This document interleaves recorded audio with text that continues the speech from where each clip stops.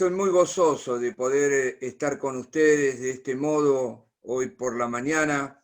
Siempre es una alegría muy grande verles, aunque sea de modo virtual, y escucharles.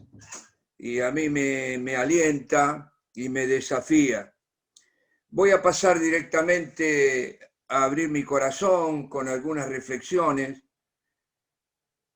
Yo la verdad que no puedo pensar en otra cosa que la situación que nos toca vivir mundialmente con esta pandemia y que ha trastocado todo nuestras vidas, nuestra familia, también la sociedad, los distintos países y aún la iglesia, con esta realidad que no nos podemos reunir y tenemos muchas restricciones para predicar el Evangelio como lo hemos estado haciendo hasta ahora.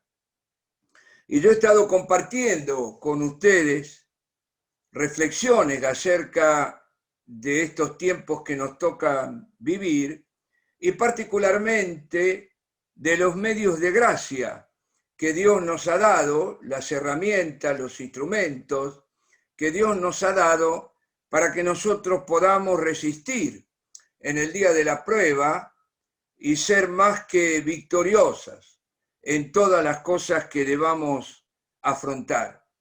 Así que en este compartir yo he referido con ustedes algunos instrumentos. No voy a agotar todas las promesas de Dios para la vida, para la piedad que Él nos ha dado, como dice el apóstol Pedro, pero sí señalar las que me parecen más importantes. Y yo me he referido en ocasiones anteriores a el consuelo de la palabra de Dios, cómo la palabra de Dios es un instrumento que Él usa, la palabra escrita, las escrituras, cuando estamos en medio de las pruebas. También he hecho referencia y he animado, convocado a los pastores y también a ustedes a la práctica de la oración, porque la oración es la que es el canal para que el poder de Dios, o uno de los canales, para que el poder de Dios nos revista, el poder de lo alto, la oración en el entendimiento, pero también cuando se nos acaban las palabras entre la dimensión de los problemas que tenemos que enfrentar, la oración en el espíritu, y particularmente lo que estamos haciendo, yo he podido participar hasta ahora con ustedes, martes por medio, la oración intercesora a favor de nuestros hermanos para que Dios obre en la vida, sobre todo de aquellos que están en tiempos de prueba, de enfermedad, de tribulación, de angustia. También he mencionado la ayuda del Espíritu Santo en medio de las pruebas, que esto es de vital importancia. El apóstol Pablo en Romanos 8:26 dice que el Espíritu Santo nos ayuda en nuestra debilidad e intercede por nosotros de acuerdo a la voluntad de Dios, que no es poco, No es lo mismo pedir y clamar a Dios desde nuestra perspectiva, desde nuestro razonamiento, desde nuestras emociones, que dar lugar al Espíritu Santo que en nombre nuestro clama a Dios, pero no pidiendo de acuerdo a lo que nosotros creemos que nos conviene, sino intercediendo por nosotros de acuerdo a la voluntad de Dios. Y yo no tengo ninguna duda que aun cuando Dios permita que algunos padezcan y sufran, la voluntad de Dios para cada uno de sus hijos es hacernos el bien y no el mal. Y que cuando Él permite que el dolor nos toque, que tengamos que enfrentar la prueba, la tribulación, la angustia, Él en esos tiempos que está particularmente al lado nuestro, y finalmente esto que parece para mal, es para nuestro bien. Dios lo convierte para nuestro bien y la prueba produce en nosotros una fe más preciosa que el oro y también nos purifica y nos provee, nos permite gustar las virtudes del siglo venidero, las primicias del Espíritu. Y en esta mañana yo quiero agregar alguna reflexión acerca de los instrumentos que Dios nos ha dado. Al comienzo, Jorge y después Quique, cuando nos dirigió en las alabanzas, fuimos exhortados a alabar a Dios en todo tiempo, alabar a Dios en este tiempo de prueba, lo cual parece una contradicción, porque ¿cómo podemos alabar a Dios mientras que estamos sometidos a esta prueba, a esta pandemia y a todo lo que ha causado, no solo la pandemia, pero la crisis económica, social, política que vamos a enfrentar y que será otra pandemia, digamos, las secuelas psicológicas, espirituales que esta pandemia está dejando en muchas personas. Pero la verdad que la alabanza es un medio de gracia. Por eso yo en esta mañana quiero reafirmar, creo que lo dijo Jorge en un momento, a que alabemos a Dios en medio de la tribulación, en medio de los padecimientos de esta hora. Y no es una idea mía. David lo dice en varios salmos, pero en el Salmo 34, el salmista David dice: muchas son las aflicciones del justo, pero de todas ellas le librará Jehová. Y por eso David nos anima a bendecir a Dios en todo tiempo y nos exhorta a que la alabanza esté de continuo, no solo cuando todo nos va bien, sino que la alabanza esté de continuo en nuestra boca y particularmente en el día de la aflicción. ¿Y por qué nos da este consejo David? Seguramente por más de una razón, pero yo quiero señalar una muy importante. El mismo David nos dice en el Salmo 22 que Dios habita, está presente en medio de la alabanza de su pueblo. Y hemos sabido y experimentado que el culto de Dios, el culto a Dios, hace manifiesta su presencia. Repito, Dios se manifiesta en la alabanza de su pueblo. Y hoy lo que nos va a sostener, nos va a auxiliar, aunque algunos de nosotros, como ahora Osvaldo y otros que hemos mencionado, nos toque estar internados y padeciendo, lo que hace la diferencia no es que no nos pasen cosas, sino que cuando las cosas nos pasen, Dios esté presente. Y el culto permite que Dios se haga presente en nuestra vida, porque Él responde. David dice, habita en medio de la alabanza de su pueblo. Y me vino, cuando reflexionaba en esto, me acordé de lo que ocurrió con Pablo y Silas cuando fueron encarcelados en Filipos. Ustedes recuerdan que ellos fueron azotados mucho, torturados y después colocados en el lugar de más de adentro y aplicando sus pies al cepo. Y uno diría, este es un momento terrible. ¿A quién se le va a ocurrir alabar a Dios en una situación de persecución, de encarcelamiento, de sufrimiento físico? Porque el azote, no sé si le habían dado el azote romano, era terrible. Y el azote judío era 40 azotes menos 1.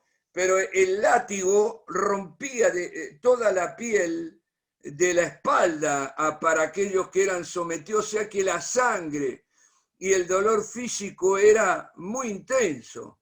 Una prueba muy grande con la incertidumbre de que estaban encarcelados y seguramente no era auspicioso el futuro para Pablo y Silas en esa condición. Pero, ¿qué hicieron Pablo y Silas?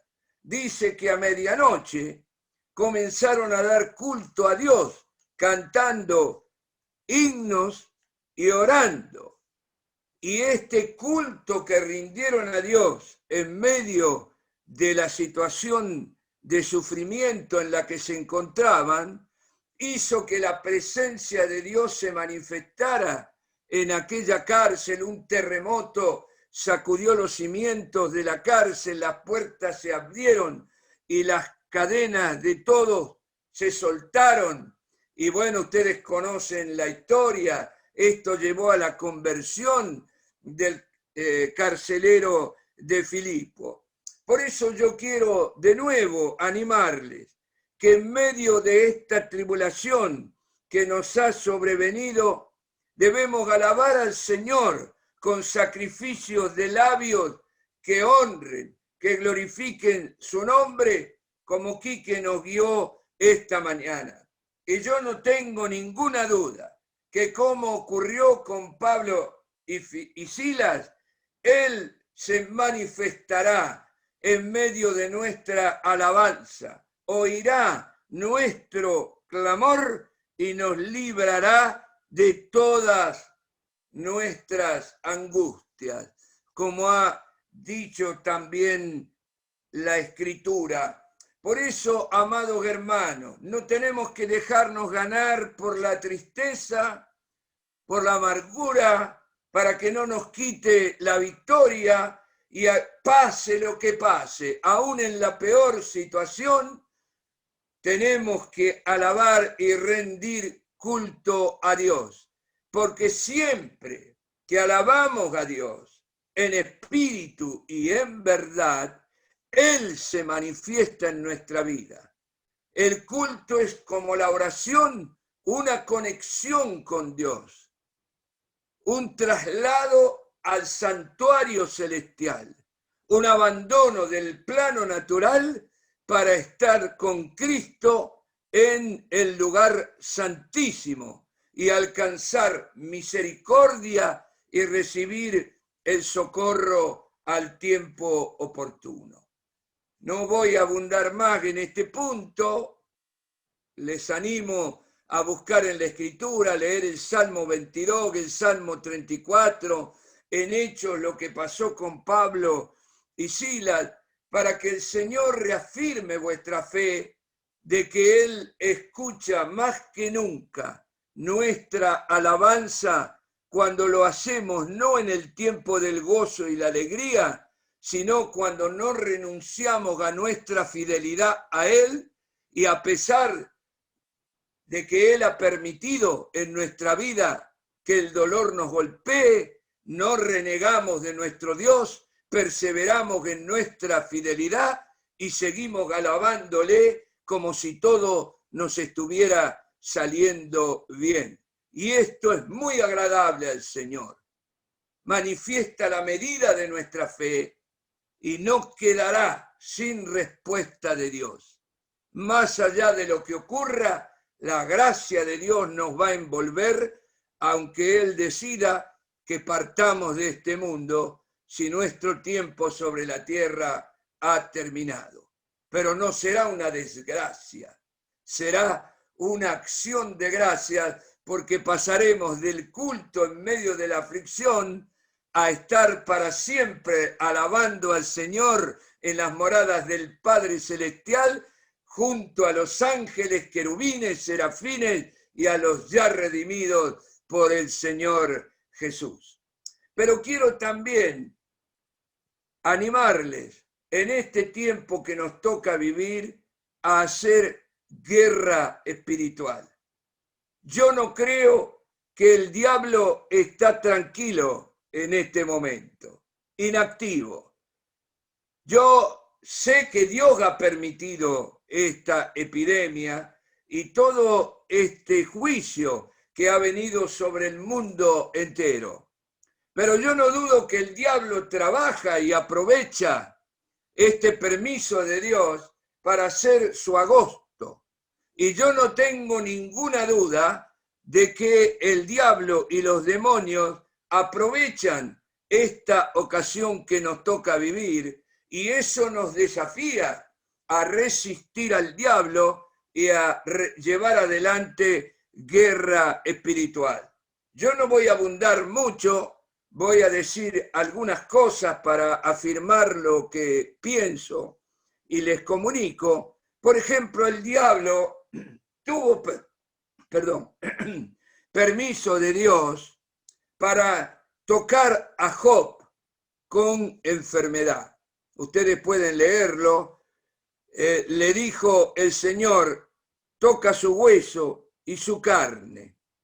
Le dio permiso a Satanás para que hiriera a Job con una sarna maligna y con un gran sufrimiento. Le prohibió tocar su vida, pero le permitió herir con una enfermedad a Job. También en el Evangelio, leemos en el Evangelio de Lucas, capítulo 13, que Jesús sanó a una mujer que estuvo atada 18 años por un espíritu de enfermedad. Yo no estoy haciendo una doctrina de esto, estoy simplemente señalando algunos textos bíblicos que nos dicen claramente que el diablo se mueve en medio de circunstancias como la que nos toca vivir. También Jesús le revela a Pedro, le dice, Satanás te pidió para ser zarandeado como trigo. Y el apóstol Pablo, en la carta a los Efesios, en el capítulo 6, habla del día malo, habla de los dardos de fuego del maligno y habla de las acechanzas del diablo. Y en ese mismo capítulo dice que nuestra lucha no es contra carne y sangre, ni contra este virus que es de este mundo, aunque también la palabra virus, que tiene origen en el griego, podría ser aplicada a los demonios, ¿no? Pero nos dice, no tenemos lucha contra carne y sangre, sino contra principados, potestades, fuerzas espirituales de maldad que se mueven en los aires. Así que el diablo trabaja en nuestras vidas también, en las circunstancias que nos tocan vivir. Por eso el apóstol Pablo declara que para que la grandeza de las revelaciones no le exaltara demasiado y perdiera su santidad, porque él fue un hombre que recibió mucha revelación. Para mí, de todos los hombres, el que más revelación recibió en toda la historia del cristianismo es el apóstol Pablo, mi opinión. Y lo pruebo por lo que él nos dice en sus cartas, porque toda la doctrina cristiana está claramente explicitada, definida en las cartas del apóstol Pablo. Pero él dice, para que esta revelación que Dios me dio no me enorgulleciera, me fue dado un aguijón en la carne, un mensajero de Satanás que me abofeté. No dice qué es. Algunos lo asocian con la enfermedad en los ojos que el apóstol Pablo tuvo o tenía, porque no lo sabemos, pero sí sabemos que cuando él escribe a los Gálatas, lo hace diciendo que le habían recibido bien a pesar de la enfermedad que él tenía y que hubieran querido darle sus ojos. Un mensajero de Satanás, una bofetada de Satanás, y yo creo que siempre Satanás, que nunca descansa, porque está como león rugiente alrededor nuestro buscando a quien devorar, siempre puede abofetearnos en medio de la prueba que Dios ha permitido en nuestra vida para quitarnos la victoria, para hacer brotar una raíz de amargura, para colocar duda en nuestra vida, de modo que nosotros nos desviemos de la fe.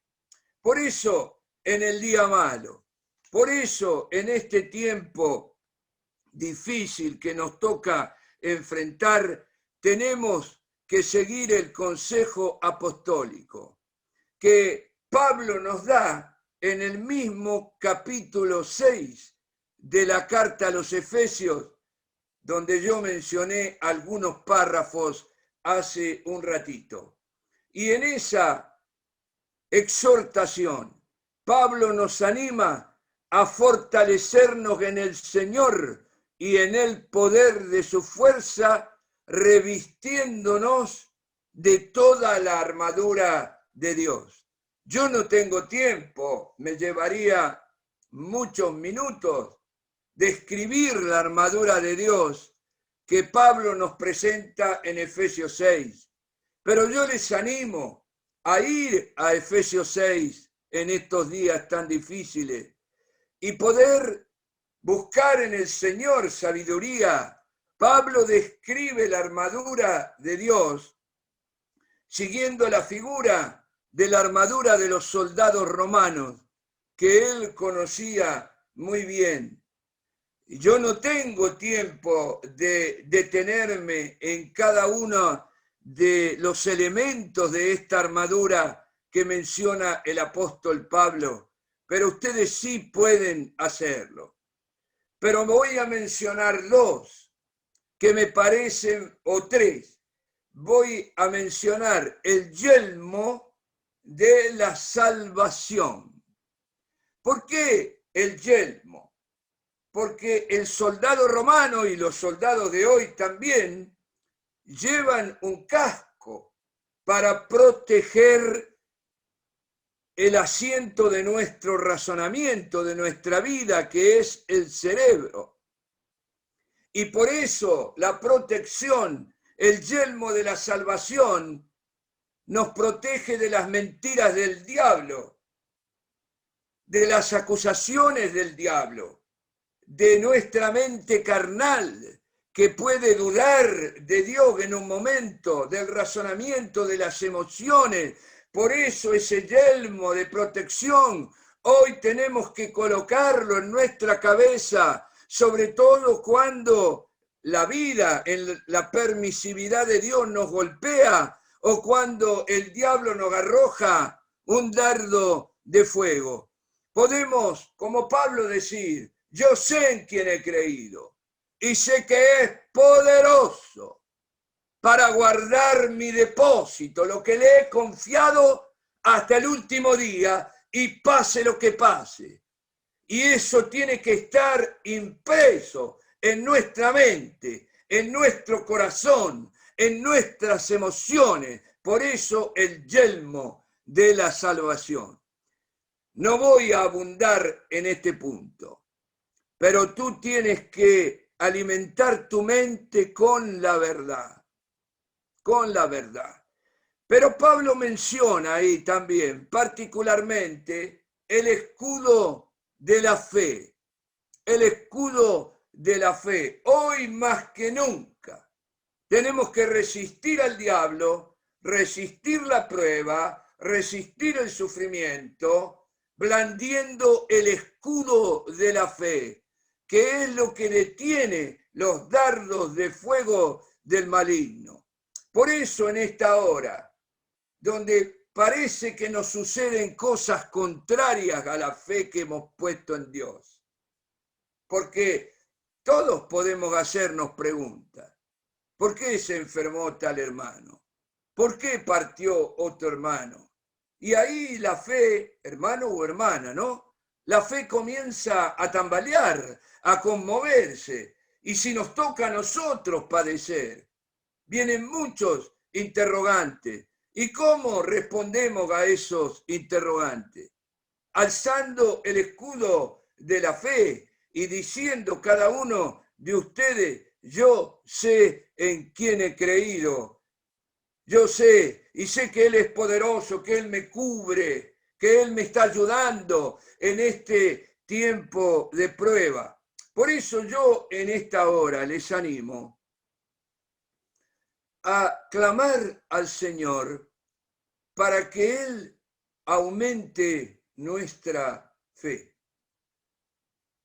para que Él aumente nuestra fe.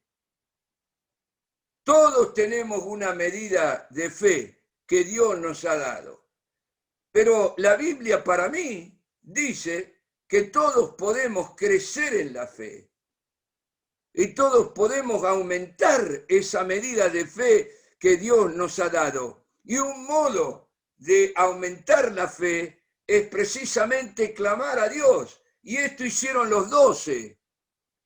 Los 12 cuando vieron los discípulos de Jesús, cuando vieron la fe de Jesús, fe que conmovía las montañas, que calmaba la tempestad, que multiplicaba los panes y los peces y que resucitaba a los muertos, se dieron cuenta, como tú y yo, que no tenían esa medida de fe. Y clamaron al Señor, aumentanos la fe.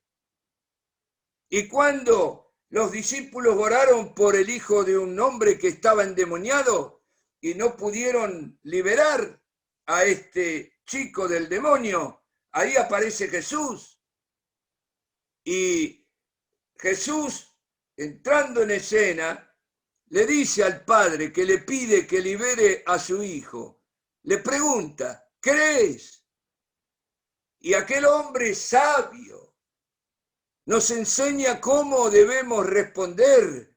Le dice, sí, creo, Señor, pero ayuda mi incredulidad, porque siempre combatimos con la duda.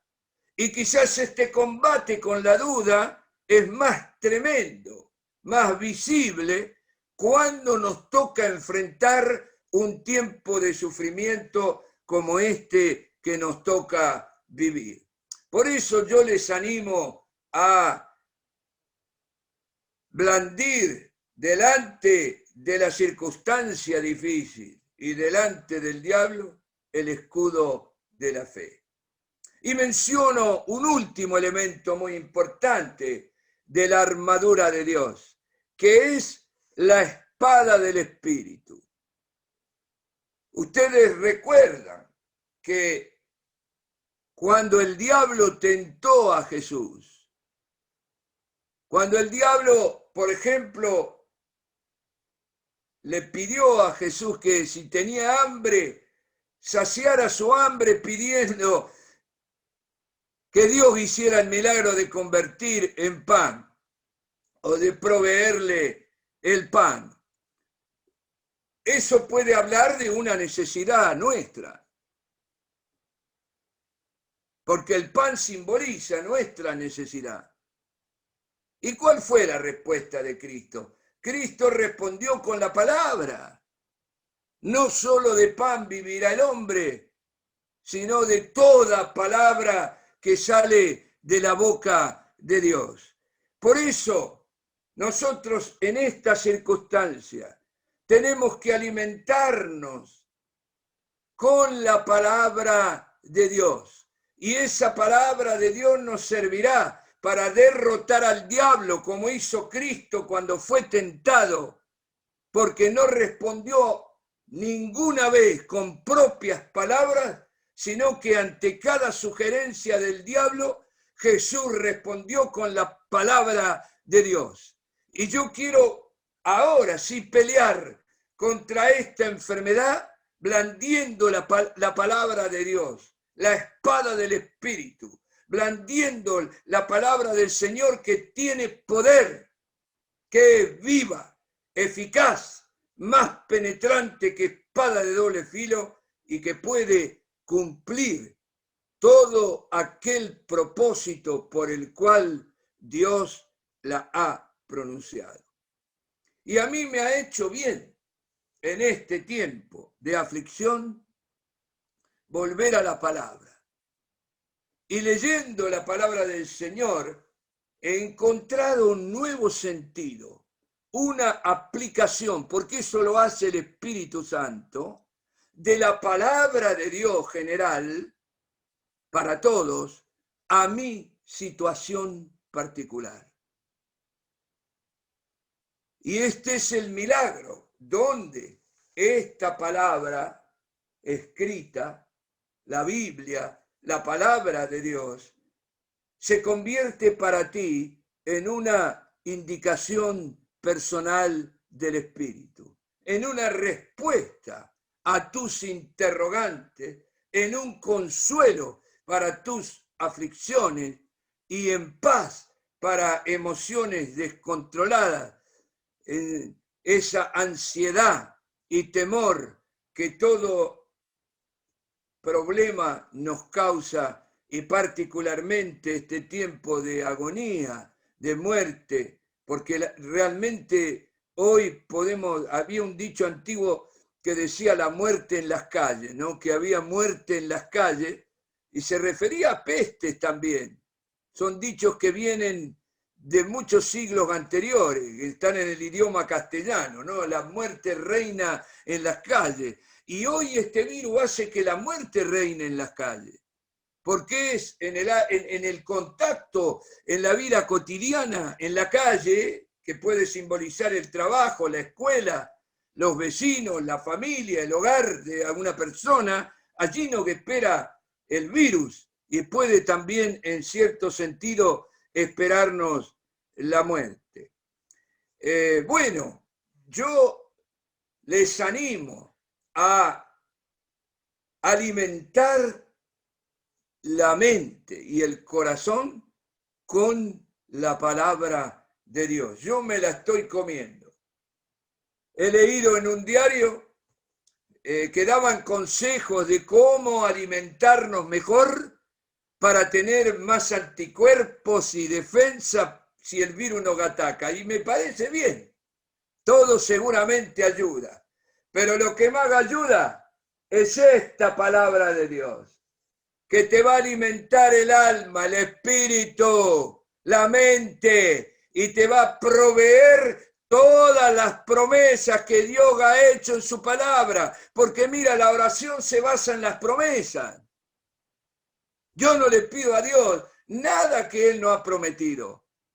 Y el apóstol Pedro dice que todas las cosas que pertenecen a la vida, que son necesarias para la vida y para ser fieles a Dios, nos han sido provistas por su divino poder, por medio de las grandísimas y preciosas promesas que Él ha hecho. Por eso yo te animo a que en esta hora de prueba, de tribulación, vayas a la palabra de Dios, que es la espada del Espíritu, y busques para reclamar a Dios, porque es un derecho que Él nos ha dado, porque si no, no hubiera prometido. No estamos contrarios a la voluntad de Dios cuando reclamamos sus promesas, cuando nos ponemos de acuerdo para interceder a favor de un hermano, porque Él lo ha dicho. Él lo ha dicho, que si pedimos algo en acuerdo, Él obrará. Son promesas. Pero claro, yo tengo que alimentarme con esta palabra del Señor. Y saben, cuando estemos en la aflicción, si tú has memorizado la palabra y las promesas están en tu corazón que Dios nos ha hecho y lo ha escrito para que no tengas duda. Está escrito, no puede ser cambiado. Por eso Dios inspiró la Biblia, la palabra de Dios, porque esto es lo único inmutable. Y por eso Pedro nos dice que es la palabra profética más segura. No necesito que un hermano bienvenida sea una profecía, pero no necesito la profecía de un hermano para saber de la fidelidad de Dios, del poder de Dios, de la misericordia de Dios, del amor personal de Dios por mí, de que soy su hijo, porque todo eso está acá. está en la Biblia. Por eso yo les animo a alimentarse cada uno de ustedes con la palabra de Dios y responder, porque estamos siendo tentados, estamos siendo probados. Y quizá el día de mañana tengamos problemas económicos si no aparecieron hoy. Pero no va a ser fácil lo que tenemos por delante. Y como hizo Jesús con el diablo, ante cada realidad negativa que nos toque enfrentar, debemos cubrir esa realidad con la palabra de Dios. Y yo no tengo duda que el Espíritu Santo va a traer a tu memoria, va a traer a tu corazón la palabra que Él nos ha dado. Y esa palabra que traerá el Espíritu a tu memoria será para ti en ese momento un diálogo con Dios, una palabra de Dios para ti que va a dar fruto a 100 por 1 y que va a cambiar la realidad que te toque vivir. Bueno, podría yo decir más cosas, pero el tiempo pasa y voy a referir solo un último recurso que ya he mencionado, pero un último recurso sobre el que quiero detenerme para concluir. Y es el ayuno. El ayuno. Nosotros tenemos que acompañar la oración personal y la oración intercesora con la práctica del ayuno. La Biblia nos relata varias ocasiones de gran tribulación y angustia donde los hijos de Dios recurrieron al ayuno. Y sabemos de Jesús, sabemos de Moisés, sabemos de Elías, sabemos de Esther. Y muchos episodios en la vida del pueblo de Israel donde los hombres en momentos de gran tribulación ayunaron y se humillaron delante del Señor para aplacar su enojo. Y yo digo en este tiempo, donde no dudo, más allá si Dios la causó o la permitió, que creo que nadie podrá saberlo, lo que es seguro es que Dios permitió esta pandemia y que en ella hay un juicio sobre la humanidad.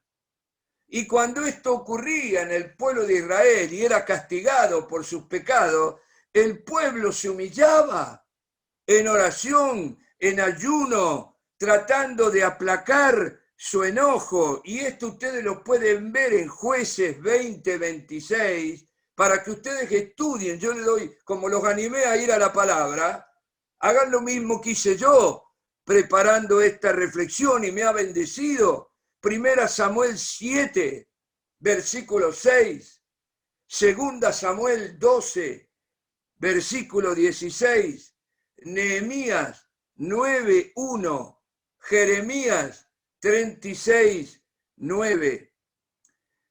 Y sabe, el pueblo de Israel en tiempos de calamidad pública convocaban ayunos extraordinarios y hacían hasta que ayunaran los niños de pecho, los que mamaban. Y algunos pueden decir, pero esto estaba en el Antiguo Testamento. Ahora miren, en Lucas capítulo 5, versículos 34 y 35, cuando los fariseos le dicen a Jesús, ¿por qué no ayunan tus discípulos? Porque ellos practicaban todo un mecanismo de ayuno y se hacía notar, los fariseos hacían notar que leían la escritura, que cumplían los preceptos de la ley, y también algunos parece que se ponían polvo blanco en la cara para que todos veían que estaban afectados por el ayuno que realizaban. Y los discípulos no, los apóstoles no.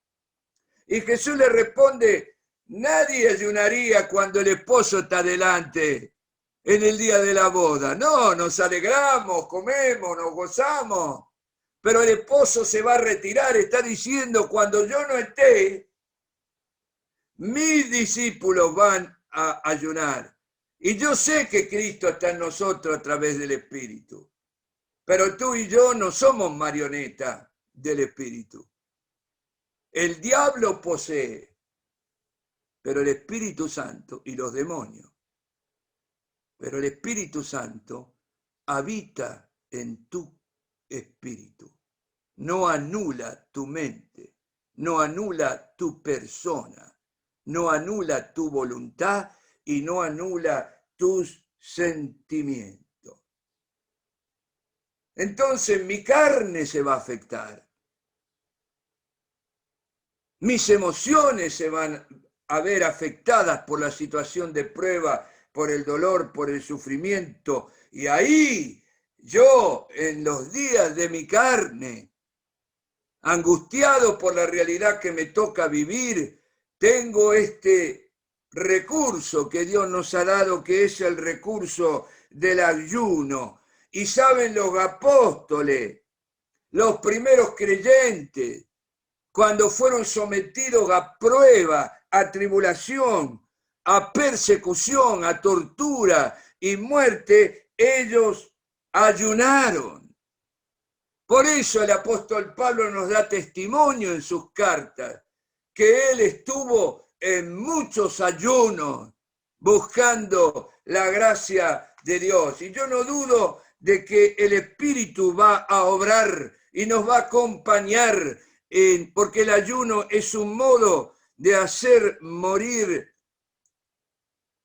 por el Espíritu las obras de la carne.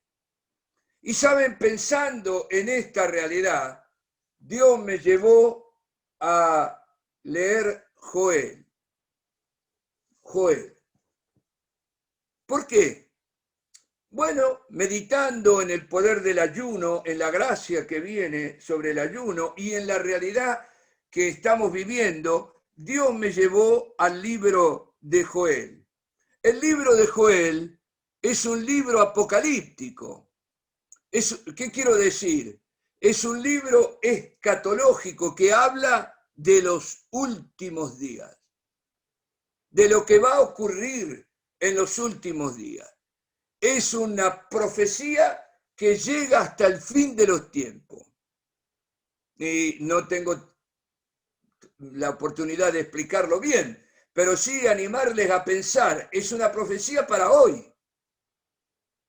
Por eso todos los cristianos han seguido invocando la profecía de Joel.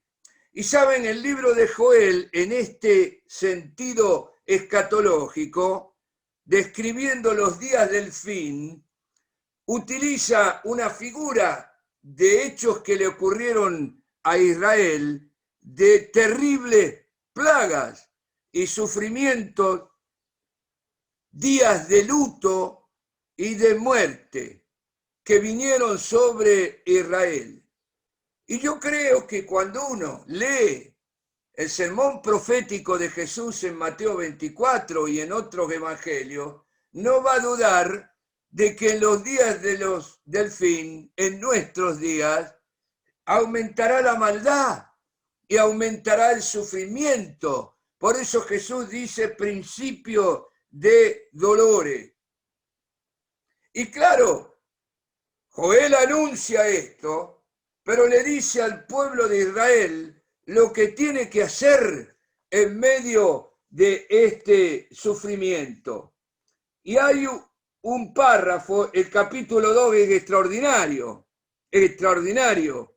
¿Por qué? Porque después de describir la plaga terrible que vendrá sobre el pueblo de Israel, y de algún modo describiendo las señales de los tiempos que se cumplirán y los dolores que debemos enfrentar nosotros, Joel nos recuerda la misericordia de Jehová y hace un llamamiento en el versículo 12 del capítulo 2. Por eso pues ahora, dice Jehová, conviértanse a mí con todo vuestro corazón, con ayuno, lloro y lamento. Rasguen vuestro corazón y no vuestros vestidos, y conviértanse a mí, vuestro Dios, porque misericordioso soy, clemente, tardo para la ira y grande en misericordia, y que me duelo del castigo. Miren, aun si esta pandemia fuese un juicio de Dios, aquí Joel nos recuerda que Dios en su misericordia se duele del castigo.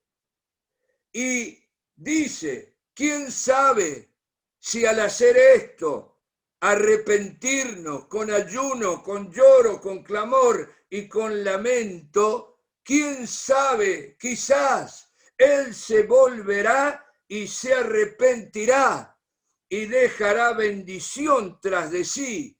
Versículo 14, ofrenda y libación para Jehová nuestro Dios, que calme su ira. Así que, amados hermanos, en este tiempo, yo creo que esta profecía de Joel tiene aplicación hoy ante la plaga que nos azota. Y Joel hoy nos exhorta al arrepentimiento. Arrepentirnos porque la iglesia no está a la altura de lo que debería estar. Y no ha adquirido la santidad. Tiene muchas manchas y mucha arruga de la cual debe liberarse. Y también un mundo envuelto cada vez más en el pecado, un mundo en el que se ha incrementado la maldad y en el cual nadie se arrepiente. Y saben, como Dios no quiere la muerte del que muere, como Dios no quiere el castigo, Él nos promete que si hay arrepentimiento sincero de corazón, Él perdonará, habrá perdón y bendición.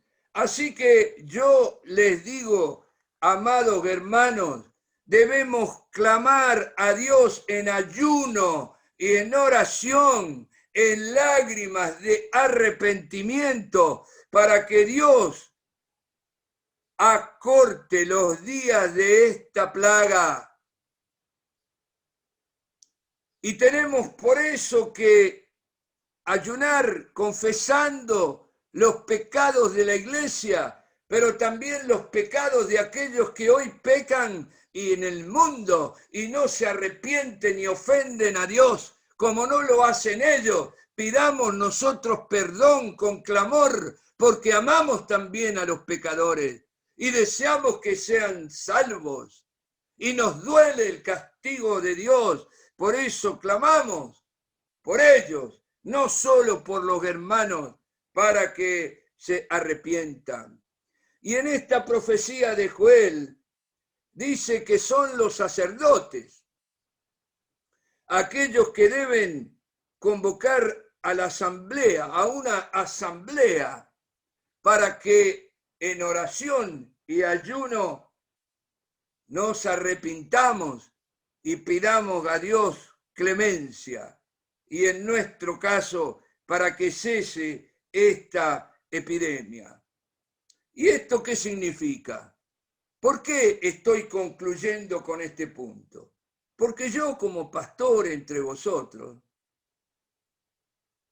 yo tengo el deber, la obligación, en esta figura del sacerdote, no que seamos más sacerdotes, porque todos somos sacerdotes en la iglesia de Cristo, pero hay algunos que tenemos responsabilidad de guiar al pueblo, de recordar al pueblo las verdades espirituales, y yo creo que vuestros pastores coinciden conmigo en que este es un momento para convocar a asamblea, para elevar al Señor en oración y ayuno nuestro pedido de clemencia. Y saben, Joel convoca a ancianos, a niños, a los que maman. Parece una cosa increíble, ¿no? Hacer ayunar a un bebé, pero muestra la magnitud del sufrimiento, del dolor, de la terrible prueba que estaba enfrentando en este caso el pueblo de Israel, y en un sentido estamos enfrentando nosotros. Yo no estoy diciendo que a los bebés que están recién nacidos no hay que darles el pecho. Estoy queriendo señalar, si proclamamos ayuno, la magnitud del desafío que Joel nos hace. Y dice, mire, dicen algo más: salga el novio y la novia, salgan del tálamo nupcial. El tálamo es el lugar donde el hombre y la mujer que contraen matrimonio viven su historia de amor. Y Joel dice, aún eso, abandonen todo, todo, no solo no coman, ¿no? Sino dejen todo aquello que les agrada y arrodíllense delante de Dios, ancianos, jóvenes y niños, para pedir al Señor clemencia. Así que yo les animo a que esta reunión de oración intercesora que ustedes que están teniendo martes por medio, agreguen a esa oración el ayuno. Y cuando se encuentren para orar, estén todos, habrá excepciones de acuerdo a la salud de cada uno. Yo no estoy dando tampoco cuántas horas de ayuno, ni estoy diciendo un modo de ayuno. Estoy convocándoles a acompañar la oración de los días martes por medio que realizamos, acompañarla con ayuno, para que podamos clamar y presentarnos delante del Señor en esta desesperación que nos da el hecho que solo Dios puede sanarnos, solo Dios puede poner fin a esta realidad dolorosa que el mundo está enfrentando. Y Joel nos da una promesa. Y digo, Joel se aplica a nuestros días. Y él dice que Dios solícito perdonará al pueblo y hará descender la lluvia tardía como hizo con la lluvia temprana. Ustedes lo pueden leer. Joel es un libro corto, se lee muy rápidamente. Yo no tengo tiempo, pero quiero señalar esta promesa, que va a haber una lluvia tardía como hubo una lluvia temprana en respuesta a nuestro clamor y al amor que Dios nos tiene. Él enviará la lluvia a su tiempo. Y aquí la lluvia es una figura del derramamiento del Espíritu Santo.